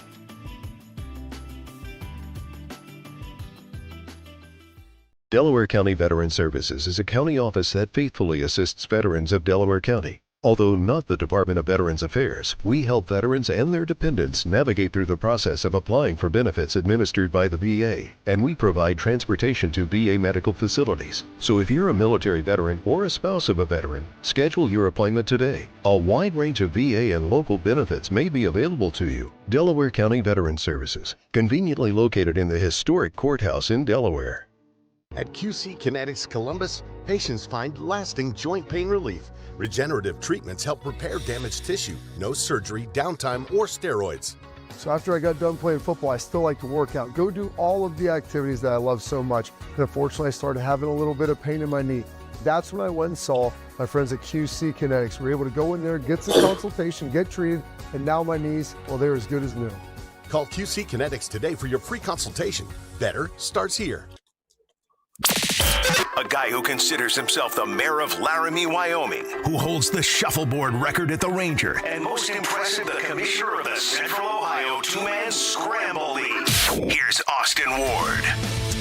Austin Ward joins us now on the Bryant Heating and Cooling Systems fan guest hotline / video line.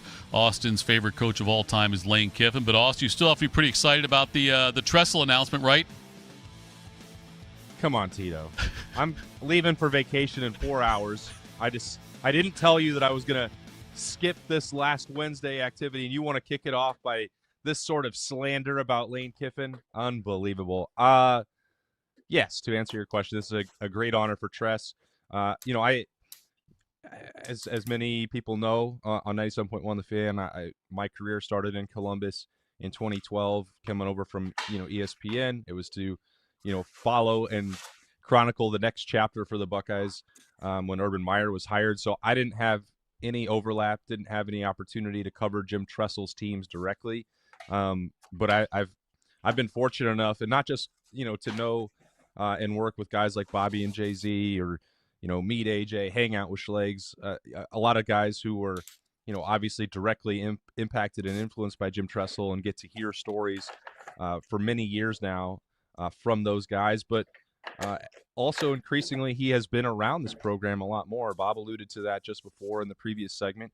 Think about last Monday on the day of the surprise in the locker room. He was also at the coaches golf outing. Ryan Day has brought him back the last several years to give speeches to Ohio State fans, Ohio State boosters, Ohio State current players, and Ohio State staff members. He has become a more regular fixture around the program, and I can understand why there was a lag in his return to being still not a day-to-day influence around the program, but certainly a confidant and a mentor for Ryan Day that has allowed me a chance to see him work and see how he continues to pour back. And there's nothing that I could say that would top what Bobby has experienced firsthand. But when you look at the Ring of Honor decision for Ohio State, how difficult it is to get your name up there, this still felt like a no-brainer as a national champion.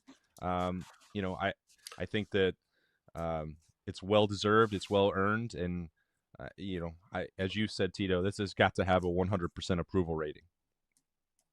So, one of the things, Austin, you've been around this program here, you said, since 2012, so never getting to see, the Jim Tressel program in person.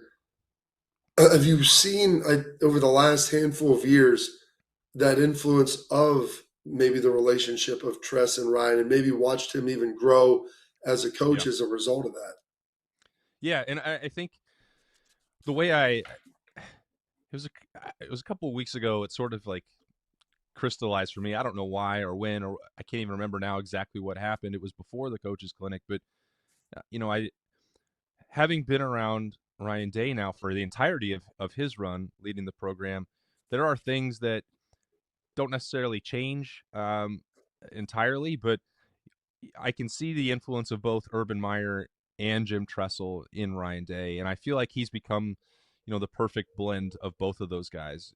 I'd said since day one, and he used to be really stoic on the sideline, Ryan Day, and people wondered where the competitive fire was, and I would say, and Berm would say on our show, it's there. Like, trust us. He burns with the kind of intensity inside that he doesn't always show publicly. He's done that more, and I think that's the Urban side of him, but it's balanced out with the way that he manages his staff. He communicates with his players that feels like he has probably, Bob, read the winner's manual at some point. And there are Wednesdays during the season where I'll still be in the lobby, finishing up snap judgments or whatever at 7:30, 8 o'clock after a practice in season, and his staff is going home to spend time with his family, and that would have been, I think, close to unthinkable during the previous 7 years of Ohio State leadership, where it's 4th and inches 365 days a year, but especially 3 days away from a kickoff. So there have been other times that it's been even referenced more directly, Bob, where, the last couple years in terms of like on-field stuff, Ryan Day is talking about special teams and delegating different responsibilities to assistants, or now this offseason bringing in Robbie Disher to be the full-time special teams coordinator, where I don't think we'll ever hear Ryan Day say that the punt is the most important play in football, perhaps, but he is treating special teams with the kind of seriousness and urgency that definitely does remind me of vintage Jim Tressel. So it's never even just one thing, but I think when you have a resource like Jim Tressel available to you, Ryan Day is obviously going to use that. Austin Moore joins us here. He's from Letterman Row. Also, The Beat with Austin and Berm, and basically on every single show at the Fan here at some point in time, especially during football season. But, Austin, what's the most important position battle that you don't think is decided yet for Ohio State? Yeah, I think, Tito, the most important, the most impactful is going to have to be whatever decision they ultimately make at left tackle, which – whether you want to view that as just left tackle or right guard, it doesn't make much difference. I think there's going to have to be a new starter because Tegra Shabola and Ohio State basically mutually parted ways at the end of last season. So you have to have one new starter. It's a benefit for Ohio State that there is only one offensive lineman that needs to be replaced. It is also a challenge because not only do you have Ian Moore, who is a viable contender to play at left tackle, and I'm starting to come around to the idea that is more likely to happen than not. But ask me again in 2 weeks, and maybe I'll have a different answer. But you have Josh Padilla, Gabe Van Sickle, and Jake Cook also giving you really viable alternatives at right guard. So, it doesn't come down to where is Austin Sareveld best used, in my opinion, because he can play either spot, and he's going to be very good there. It comes down to more of a head-to-head competition between a tackle and a guard in whether Ian Moore represents the best five, best option moving forward. We saw him in the second half against Miami, really looked pretty solid. He has one start to his name against Purdue. He was good in that as well. And he continues to impress physically. He was highly, highly coveted, not just in interest, but also in finances by other programs, including the reigning national champions in the transfer portal after last season. And Ohio State, they stepped up to make sure that they could retain him, but also they didn't match the other offers. Ian Moore wants to be at Ohio State. He wants to be a left tackle at Ohio State. There are other Buckeyes on the offensive line who view him as a potential first-round pick. So that has not been decided yet because Ohio State could not do that in spring camp when Austin Sareveld was dealing with an injury. Philip Daniels was out. Josh Padilla was sidelined. Jake Cook ultimately didn't finish camp for the Buckeyes either. So they didn't have a chance, during March and April to see and mess with the best five configurations, do that experimentation. And maybe they already have it in their mind that this is what they want to start with in August with Ian Moore there. We'll see. I think some of the OTA stuff has hinted that maybe that's a direction that Ohio State wants to go. But again, that Tito has not been decided. And it will be one of the most important things that the Buckeyes evaluate in training camp to get ready for that trip down to Texas on September 12th. So, Austin, this may look like it's fast-forwarding ahead a little bit. Julian Sayin is the incumbent at Ohio State, and I think everybody believes he's poised for even a better year than last season. But looking, at the future, and there's a lot of quarterback recruiting that's going on right now, and I know your compadre Berm has been out there scouring the parking lots for all these dudes, high school guys, and trying to figure out who's coming in, who's committing, what the plan is for the future at quarterback. No one really on the roster other than Tavian St. Clair that people are looking at thinking that could be the answer next year. It's not preparation for this year. Yes, you want to get him prepared to be a backup in case he has to go in a game or has to start extended time should something happen. Yep. But his development this year, as far as looking at the future planning of Ohio State, how important is that, and how is that going to impact what they do in the portal, which will be open immediately after the season?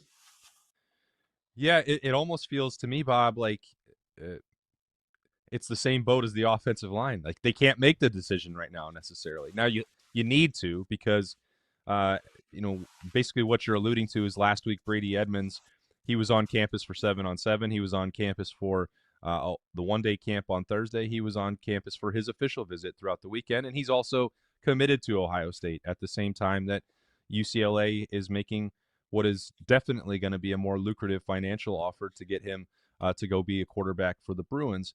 And I think the last week was important to make sure that there was continued open lines of communication. There has been. Brady Edmonds, I think, has a pretty good feel for what the scenario is in the Ohio State quarterbacks room.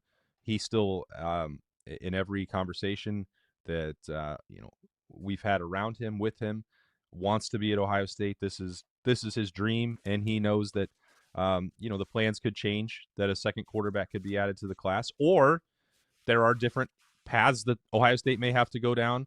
Julian Sayin could return next year, Bob. Tavian St. Clair could take a massive step forward and be ready to be the starting quarterback in any scenario in 2027. Ohio State, I think, is, walking up to the line to suggest that it may be involved in the transfer portal in December and January, no matter what at quarterback. But all of these things still, you have to have plan A, plan B, plan C. But at quarterback specifically, no matter how great your plan A is, it almost never comes to fruition. There have been a lot of years where we could look and say, here is the clear succession plan.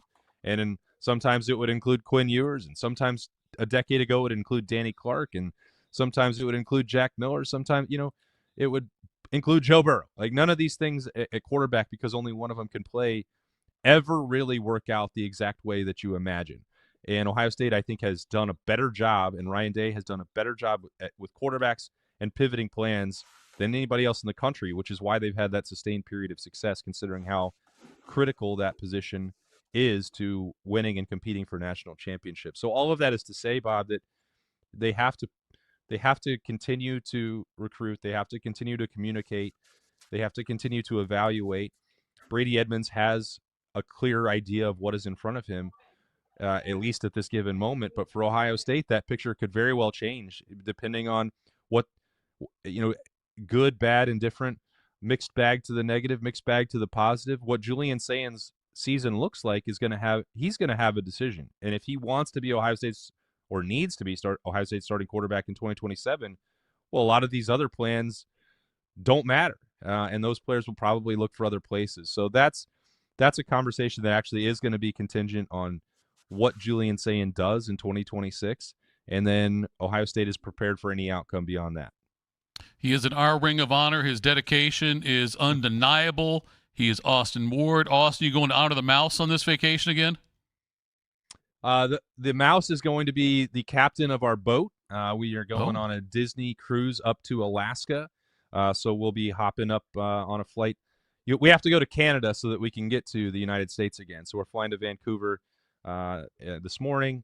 Looking forward to that. I will unfortunately miss you guys next Wednesday. Plan ahead. Maybe Berm will jump on if you can wake him up that early to do the morning juice with you guys. But week-long cruise, going to be the first one in, I don't know, however many years that I'm not even going to take the laptop, Tito. So just full barrel attention on the girls here. Well, then scratch what I said about your dedication being undeniable, because the fact you're skipping out next week. I just think if you just take the laptop and just do it for that's fine. Whatever. I'm not gonna. We'll talk next week. Enjoy your time, and can't wait to hear about. Like 3:30 in the morning on ship Wi-Fi. I can't do it. I'm sorry. That's dedication right there. If you would do it though, look at Bob. Bob's doing this. He's not home. All right. Anyway, Austin, standard. All right, we appreciate the time, buddy. Safe travels. We'll talk to you back. See you guys. All right, coming up next, who's the best team in college football? EA Sports thinks they know. We'll talk about that and tell you who's got us juice next. Morning Juice. At QC Kinetics Columbus, patients find lasting joint pain relief. Regenerative treatments help repair damaged tissue. No surgery, downtime, or steroids. Knee pain's something I lived with since the big game, and I'm all over surgeries. That's how I found QC Kinetics. I was able to get in, see the doctors, do the treatment, and get my knee feeling basically brand new. I can work out, run, most importantly, chase my son around the house and the yard, and do my job without any pain. Call QC Kinetics today for your free consultation. Better starts here. I'm Tracy Townsend, anchor at 10 TV News this morning. This community is my home, and it means everything to me. I care deeply about the stories we bring you each day, especially the ones that truly impact your life, from women's health and advocacy to the decisions happening at the State House. My goal is simple: help you feel informed and connected. Because when news moves fast, you need a team that moves with you. Make the move to 10 TV News This Morning, weekdays from 5 to 9, anywhere you watch. Delaware County Veterans Services is ready to help you access VA benefits, emergency financial assistance, dental and medical grants, transportation, and more. Give Delaware County Veterans Services a call, 740-833-2010 to schedule an appointment. Since 1969, Germain Toyota of Columbus has been delivering an exceptional experience to Central Ohio drivers. Whether it's versatile SUVs, stylish trucks, or efficient hybrids, Germain Toyota has a great selection of new and pre-owned vehicles at customer-friendly rates, backed by 2 years of maintenance with Toyota Care and same-day service from our trusted team of technicians. Experience the difference with every drive at Germain Toyota of Columbus.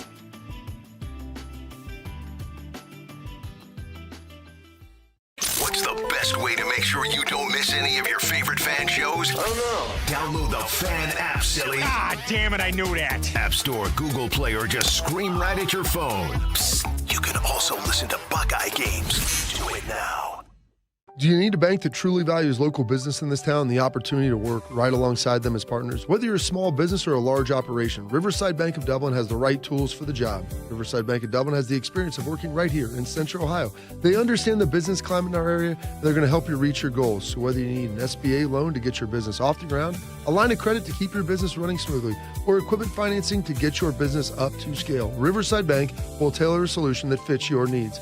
Visit them at riverside.bank or stop in to get to know them in person at 6300 France Road. Riverside Bank of Dublin, member FDIC, equal housing lender. We have a desire and passion for great customer service. Every detail is important to us. From your first phone call to the end of the project, Newman is here to help you every step of the way. We're here to educate you so you understand what's happening with your roof. We're in your corner to help you be confident in your decision. After all, when your name is on it, it just means more. We are Newman. Bobby is the all-American male. Tito pulled a hammy getting his mail. This is Morning Juice.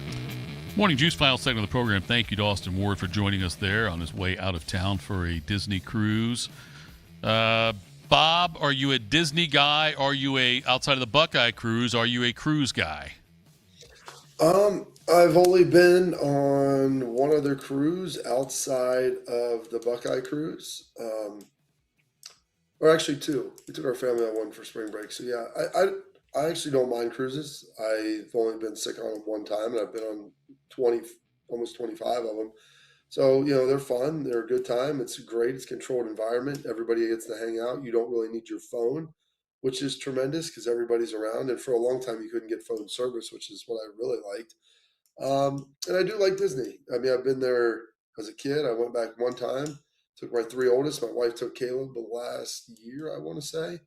So they got to go and enjoy it. So that was good for them. And, so I'm not the biggest Disney guy in the world. We don't need to go back every year. I don't need to go just as adults but if people want to go, I'm down with that. That's fine with me. EA Sports has released their top 10 overall schools in college football 27. And we were talking yesterday, Bob, when I was here with Michael Bennett, and just about how, video games used to never give you any real insight on how good a team was just because of the absurdity of it sometimes. I talk about the old Tecmo Bowl days when if you got Bo Jackson, you had a touchdown every time you touched the ball. And how unrealistic it used to be, but still fun and goofy. And now it's gotten so much more serious, where they're putting out toughest stadiums to play in. Ohio Stadium was ranked number 2 on their list behind LSU's Death Valley. But their top 10 schools, as far as their ratings for their upcoming game here, Oregon number 1 with a 91 overall. Ohio State and Indiana tied for second. And then tied for fourth, Notre Dame and Texas. And then you've got LSU and Miami tied for 6th, followed by Ole Miss, Georgia, and then Oklahoma. These video games, they do put a lot of work into it, and I've heard of stories about players playing the video games to get a better idea of scouting other teams and also some of the things, other tendencies of other teams and things like that. Is that actually something that can help players? I don't know that that's the case. Like, I don't know that they have any true insight into like the specifics of the offense or defense that they run and like how all the things work inside of it, the nuances that exist. So, I mean, I think you can play it and understand a little bit of what's going on and understand the game, but I don't know that it's giving you anything outside of that. All right, let's tell people what's got us juiced there, Isaiah. What's got you juiced? Sponsored by Newman Roofing. For all your roofing, gutter, or siding needs, call Newman Roofing today at 614-NEW-ROOF or visit online at newmanroofing.com. All right, Bob. I hope a lot of things have you juiced out there at the lacrosse. I'm sure it's got you juiced. Yeah, being out here in Philly, getting to spend some time with, we're not in Philly, we go to Philly 2 days. And outside of DC, we went after a show on Monday, we went over to Annapolis to visit the Naval Academy. A friend of mine is the co-defensive coordinator there, Ricky Brown, does a great job, and got a chance to go through it all. He gave us an unbelievable tour, got to meet with the lacrosse coach, Joe Implo, and he was unbelievable. Just seeing what an unbelievable, it's such a beautiful campus right there on the water, such a historic place. They've added so much space to it because they've infilled so much of the bay to give them like extra room and where their sports facilities are. And it's really a great testament. Getting a chance to meet with and just say hi to some of the players as they're walking around campus was great. So getting to share that with my son, and I'd never been there before. My wife took my daughter last year and they got to see some of it. And then also learning that the women's head lacrosse coach there is Ohio State. So that was also tremendous. My wife and I are both out here for this. So that's got us juiced in a big positive way. My son's played pretty well. It's been a great competition out here. You get some wins, you get some losses. You're playing in a lot of close games. And so the important thing is in life is the only way you get better is by challenging yourself and by testing yourself and by playing against people who are at or better than your ability. And so it's a learning experience. The wins are great. The losses you'll learn from, but how you playing and are you doing things the right way? And so that's got me juiced. A little bit on a personal note on the side, it's been a pretty tough week for me, and it's probably going to continue to be a fairly tough week. Some have talked about this, before I got a chance to spend a lot of time with my dad on Wednesday before I left because I knew that I wasn't going to be there for Father's Day. And he was having open heart surgery on Monday. And, there were some complications and some things that have happened with that. So it hasn't been exactly smooth sailing. And,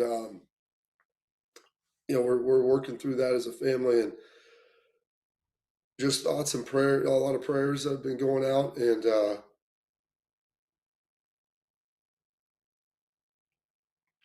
just appreciate all of the support that I've been given through a lot of my friends throughout this time. And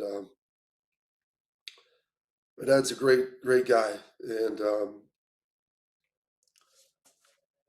he's fighting hard right now. So everybody that's reached out and helped out, and any prayers would be greatly appreciated. So thank you so much for all of that. And it's not the easiest situation to talk about.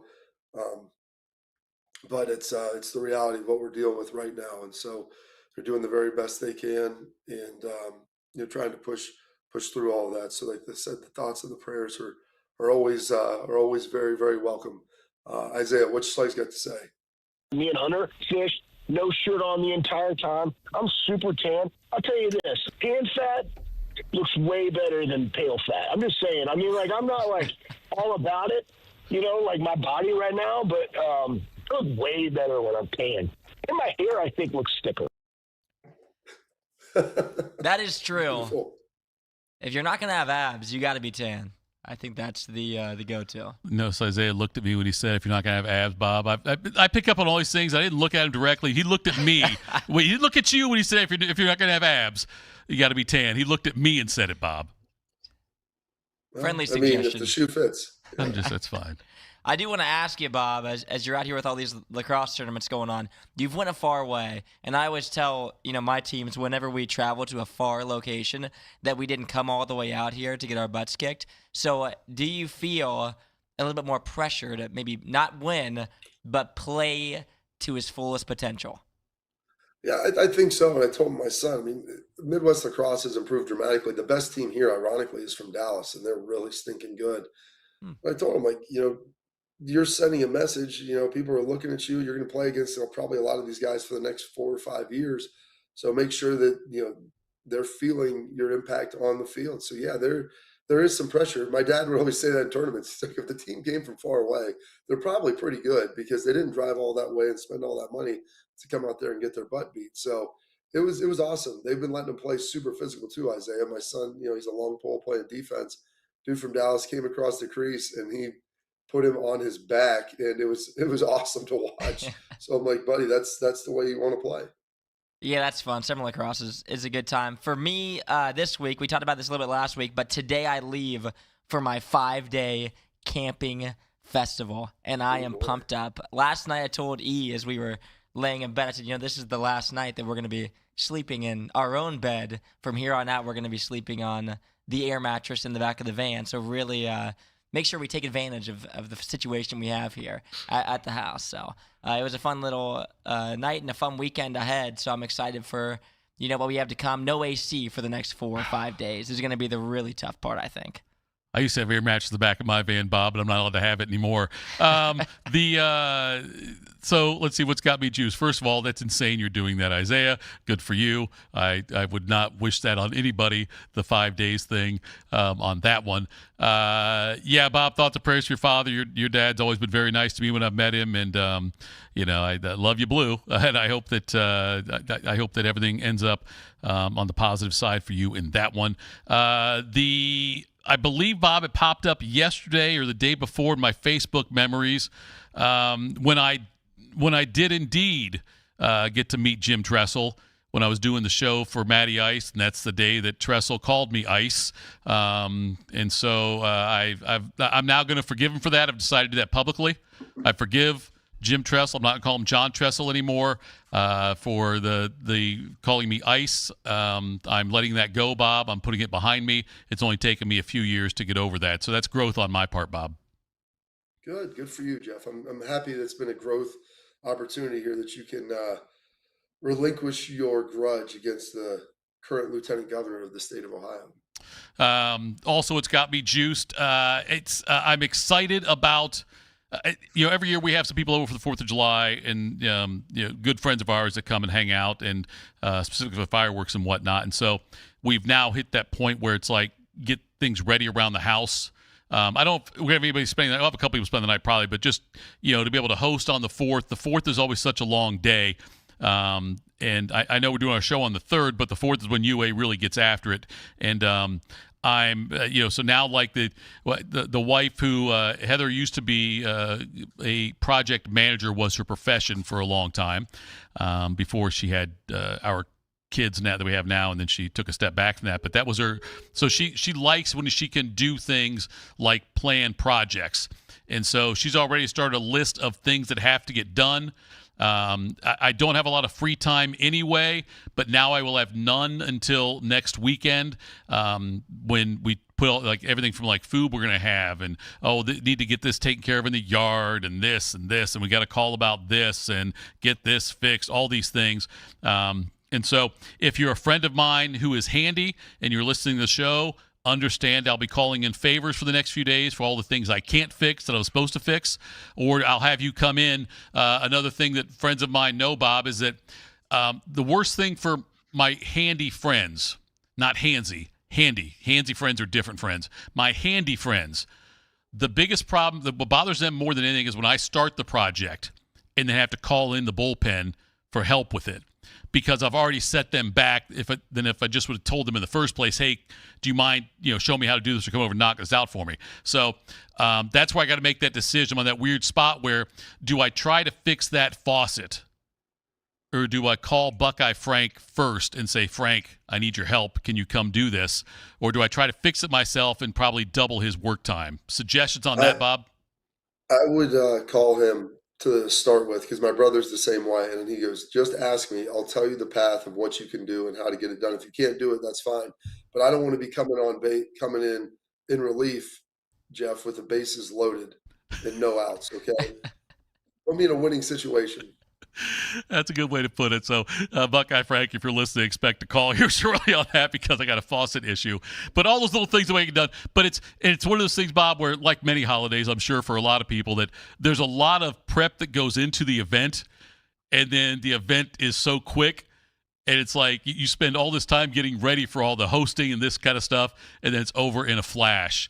And so sounds a lot like your personal life, Jeff. It absolutely is, Bob. That's exactly what that is. But so the prep work will be long. I hope it's a good time. I haven't looked at weather yet for the 4th of July. It's a little too early to start diving into that. But it's going to be a lot of fun, so we're looking forward to all of that and getting that stuff planned. We do have our, and I know, Bob, you always follow this too, we do have our second major of the season coming up on Sunday. I know you'll want to follow that. I'll let you know how it goes out of Cumberland Trail. I have not swung a club since the last major, which means it will be a bad round for me. But a lot of fun. Baker comes out and plays. Scotty Vegas comes out and plays. Tim Hall played in one major, Bob, and Tim Hall on the golf course is just like Tim Hall in life, where you hear every thought that Tim Hall has. You know, he'll walk around the putt and he'll say out loud, oh, this looks like about a 6-foot. It's going to break a little right to left. I remember I had this putt last year from about this point. The greens were a little faster that day, so I got to make sure I don't hit this one too soft because the greens look like he'll go around the shots on that. It's hysterical to watch, but Tim Hall is a radio show no matter what he's doing, and he will tell you exactly. One more thing I want to give a shout out. Bob, do you remember Tony Castricone? Yeah, I've worked with Tony before. Yeah, Tony, I remember this was probably – God, had to be 10, 12 years ago it might have been when Castricone was leaving the Fan, and he's telling me how, I just want to do play-by-play somewhere. Okay, I want to do play-by-play. 15 years ago, yeah. Okay, well, I want to do play-by-play, and he ended up leaving the Fan to pursue that, and ended up he was at Washington doing their football and basketball games out there for the Huskies, and he was just announced as the new play-by-play guy, Bob, for the Buccaneers. Nice. Tampa Bay, yeah. So he is. Congratulations to Tony Castricone for that. It was announced yesterday he's going to be the play-by-play guy for Tampa Bay. And just like I say, 14, 15 years ago, Bob, like you said, he told me, like you talk about Tressel, talk about writing down your goals and all of that. I remember Castricone telling me that was his goal, was to do major play-by-play, and he certainly has risen through the ranks and is doing that now. And it's kind of cool he's doing that down in Tampa after a very long career in Washington, distinguished career in Washington. So best of luck to him and his wife as they move over to Tampa for that role. That's it for us, Bob. Hey, we'll see you back here tomorrow, I'm hoping. Fingers crossed on that one. And Bodie's back in the chair. Have a great day. Best to you and your family, Bob, and I hope we get good news. There's more good news and positive things on your father. Thank you. I really appreciate that, Jeff. Great job, Isaiah. We're back tomorrow. Morning Juice.